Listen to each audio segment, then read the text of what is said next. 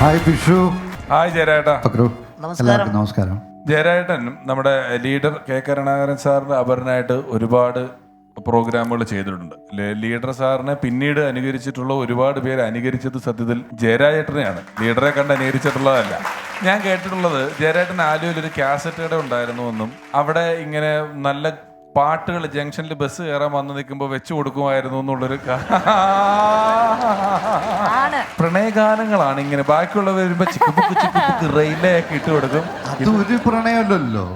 ഓരോരുത്തർ വരുമ്പോ ഓരോരോ പ്രണയഗാനം. അതായത് ആ ജംഗ്ഷനിൽ മാത്രം ആൾക്കനുസരിച്ചുള്ള DJ ആയിരുന്നു പുള്ളിയുടെ കാസറ്റ് കട. ആരവിടെ വന്ന് നിൽക്കുന്നോ അയാൾക്ക് പറ്റുന്ന ഇണക്കത്തുള്ള പാട്ടുകൾ ഇവിടെ വെച്ച് കൊടുക്കുന്ന ഒരു സർവീസ് ആയിരുന്നു. നിങ്ങളൊന്നിച്ച് ഷോസ് ഏതാണ് ചെയ്തിട്ടുള്ളത്? ആദ്യകാലത്ത് ഞങ്ങൾ ഒന്നിച്ച് സിനിമയിൽ ചെയ്തു. അതിനുശേഷം പിന്നീട് സ്റ്റേജ് പ്രോഗ്രാമുകൾ, നാദൃഷിക്കയുടെ ട്രൂപ്പ്, യൂണിവേഴ്സൽ, അതുപോലെ നമ്മൾ പുറത്തു പോയിട്ടുണ്ട് പ്രോഗ്രാമിന്. എത്രയോ അങ്ങനെ ഈ പറഞ്ഞ പോലെ തന്നെ എനിക്ക് ഇദ്ദേഹത്തിന്റെ ഏറ്റവും ഹൈലൈറ്റ് ആയിട്ട് തോന്നിയിരിക്കുന്ന ഒരു കാര്യം, ഈ ശബ്ദം രൂപത്തെ അംഗീകരിക്കുക എന്ന് പറയില്ലേ. ഒരു ശബ്ദം ഡിറ്റോ ആണെന്നുണ്ടെങ്കിൽ രൂപം ജനങ്ങൾ മറന്നിട്ട് പാസ്സാക്കി വിടും. കാരണം കെ കരുണാകരൻ സാറിന്റെ രൂപമില്ല, പക്ഷെ ആ ശബ്ദം കേട്ട് കേട്ട് കേട്ട് അത് അംഗീകരിച്ചു. ഈ സെല്ലുലോയിഡ് എന്ന് പറയുന്ന പടം, അത് ശരിക്കും മലയാളത്തിലെ ആദ്യത്തെ സിനിമ വിഗതകുമാരൻ എന്ന് പറയുന്ന സിനിമ ഉണ്ടായ കഥയാണത് പറയുന്നത്. അതിൽ ജെസി ഡാനിയലായിട്ട് പൃഥ്വിരാജ് അഭിനയിക്കുമ്പം ഒപ്പമുള്ള ആളായി അഭിനയിക്കാൻ കമൽ സാർ രൂപം കൊണ്ടും സാദൃശ്യം കൊണ്ടും ഏറ്റവും കൂടുതൽ അന്വേഷിച്ചിട്ട് ലാസ്റ്റ് ചെന്ന് കണ്ടെത്തിയത് ജയരാജേട്ടനാണ് അഭിനയിച്ചിട്ടുള്ളത്. അതിന് വേണ്ടി മൈസൂർ ഞങ്ങൾ രണ്ടുപേരും കൂടെ ഒരുപാട് ദിവസം ഒന്നിച്ച് ഞാനും ജയരാജനും ഒരു മുറിയിലാണ് അതിൻ്റെ ഷൂട്ടിങ്ങിന് താമസിച്ചുകൊണ്ടിരുന്നത്. അതൊരു വലിയ ഓർമ്മയാണ്. ഇന്ന് കായംകുളം കൊച്ചുണ്ണി എന്ന് പറയുന്ന സിനിമയിലൊക്കെ ജയരാജേട്ടനുണ്ട്. ജയരാജന്റെ ഒരു വേഷപ്പകർച്ച വളരെ വലുതാണ്. ജയരാജൻ വേഷം കിട്ടി വന്നു കഴിഞ്ഞിട്ട് ഈ വേഷം അഴിച്ചു വെച്ചിട്ട് അപ്പൊ പോകുമ്പോൾ അത്രയും നേരം ചായ കൊടുത്ത ആൾ പോലും ജയരാജന് ചായ കൊടുക്കില്ല, വേറെ ആളാന്ന് പറഞ്ഞു. അത്രയും വേഷപ്പകർച്ചയിൽ വന്നു നിന്നിട്ടാണ് ജയരാജൻ ഓരോ വേഷങ്ങളും ചെയ്യുന്നത്, കായംകുളം കൊച്ചുണ്ണിയിലൊക്കെ ചെയ്യുന്നത്. സിനിമയിലേക്ക് വരാനുള്ള മെയിൻ സംഭവം എന്ന് പറഞ്ഞാൽ നമ്മൾ സിനിമാല ചെയ്തുകൊണ്ടാണ്. അതെ, ജയരാജൻ ഒരുപാട് ശബ്ദങ്ങൾ, വളരെ പുതുമയാർന്ന ശബ്ദങ്ങൾ അനുകരിച്ചിട്ടുണ്ട്. പെർഫെക്റ്റ് ആയിട്ട് അനുകരിച്ചിട്ടുള്ള ഒരാളാണ്. നടന്മാരുടെ ശബ്ദം ഞാൻ എടുത്തിട്ടുള്ളതാണ്, ഒരുപാട് പ്രാവശ്യം എടുത്തിട്ടുള്ളതാണ്. ഇവിടെ അങ്ങനെ കുഴപ്പമൊന്നും, ഇവിടെ അങ്ങനെ വൺസ് അപ്പോൺ എ ടൈം അല്ലേ. അപ്പൊ അതുകൊണ്ട് ചെയ്യാം.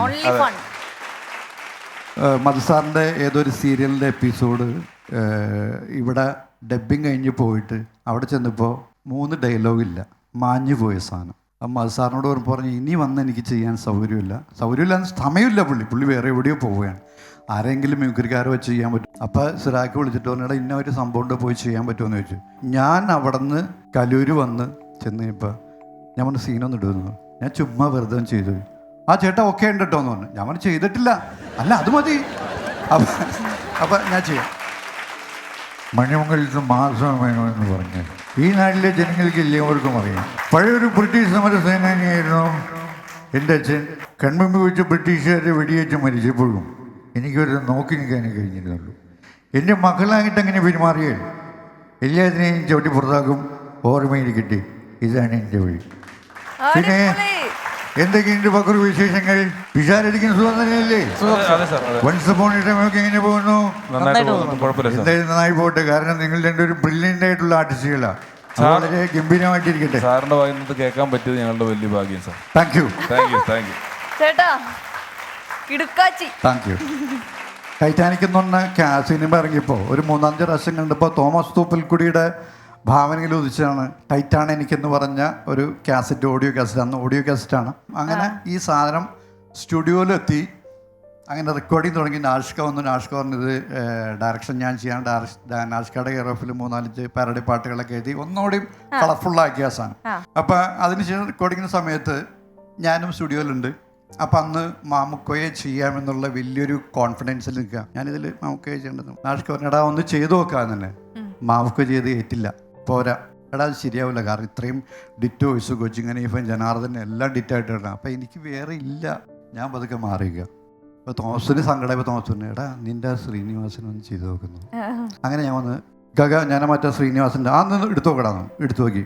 ആടാ ഇത് കുഴപ്പമില്ല, ഇത് മതി, ഫ്രാങ്കായിട്ട് നീ ശ്രീനിവാസൻ ചെയ്ത.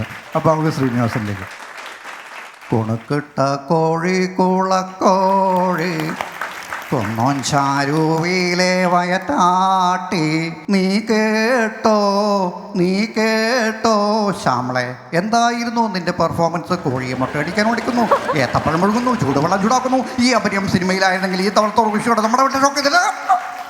അച്ഛൻ അതിലെ വന്നപ്പോൾ ഞാൻ ഇതിലേ പോയി, അച്ഛൻ ഇതിലേ വന്നപ്പോൾ ഞാൻ അതിലേ പോയി. അമ്മാമേ.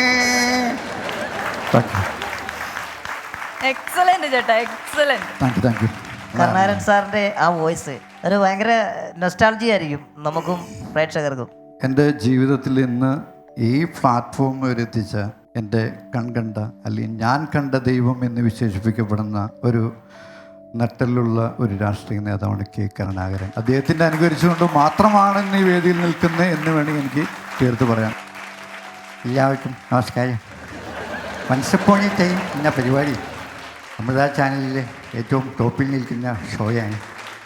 ഇന്നത്തെ കാലത്ത് കോവിഡ് എന്ന് പറഞ്ഞെല്ലാം ലോകത്തെല്ലാവർക്കും പട്ടിണിയും പരിവട്ടവും എല്ലാമാണ്. പക്ഷേ എൻ്റെ ഒരു കഴിവുണ്ടായിരുന്നെങ്കിൽ ഈ കൊറോണയൊന്നും ഈ നാട്ടിൽ വരില്ലായിരുന്നു. കാരണം എന്നെ വെട്ടാൻ പറ്റിയൊരു കൊറോണ ഈ നാട്ടിലില്ല. എല്ലാവർക്കും നല്ല വരട്ടെ എന്ന് ആശംസിച്ചുകൊണ്ട് ജയ് ഗുരുവായൂരപ്പ. ഇനിയിപ്പോൾ വന്ന സ്ഥിതിക്ക് ഉമ്മൻചാണ്ടിയുടെ ചെയ്തൊക്കെ പൊളിക്കും. കേരളത്തിനെ കുറിച്ച് പറയുമ്പോഴോ ഏറ്റവും ഇന്ന് പേടിപ്പിക്കപ്പെടുന്ന ഒരു സീസണിലൂടെയാണ് കടന്നുപോയിക്കൊണ്ടിരിക്കുന്നത്. മുല്ലപ്പെരിയാർ ഡാം പൊട്ടുന്നു എന്നൊക്കെ പറയുന്നതല്ലാതെ അത് പൊളിക്കുവാനോ പണിയുവാനോ ഇതുവരെ സാധിച്ചിട്ടില്ല. ഞങ്ങളുടെ ഭരണമായിരുന്നെങ്കിൽ ഇപ്പോൾ ഇത് പണിയുമായിരുന്നു, അല്ലെങ്കിൽ പൊളിക്കുമായിരുന്നു. എന്തായാലും ശാന്തിയും സമാധാനം ഉണ്ടാവട്ടെ എന്ന് പ്രാർത്ഥിക്കുന്നു. നന്ദി, നമസ്കാരം. നല്ലൊരു കയ്യടിയോട് കൂടെ നമുക്ക് എക്സലൻസ് അവാർഡ് നൽകുവാൻ വേണ്ടി പക്രു ചേട്ടനെയും രമേശ് ചേട്ടനെയും വേദിയിലേക്ക് ക്ഷണിക്കും.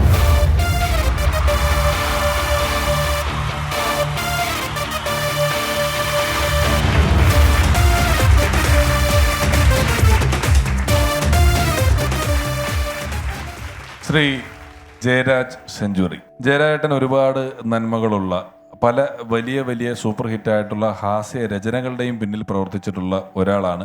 അദ്ദേഹം ചെയ്ത പരിപാടികൾ പലതും വേൾഡ് റെക്കോർഡുകൾ വരെ കിട്ടിയിട്ടുള്ള പരിപാടികൾ ചെയ്തിട്ടുള്ള എഴുതിയിട്ടുള്ള ഒരാളാണ്. വലിയ സന്തോഷം, നന്ദി. ഒപ്പം ഞങ്ങളുടെ ആദരവ് ഏറ്റുവാങ്ങണമെന്ന് അദ്ദേഹത്തോടെ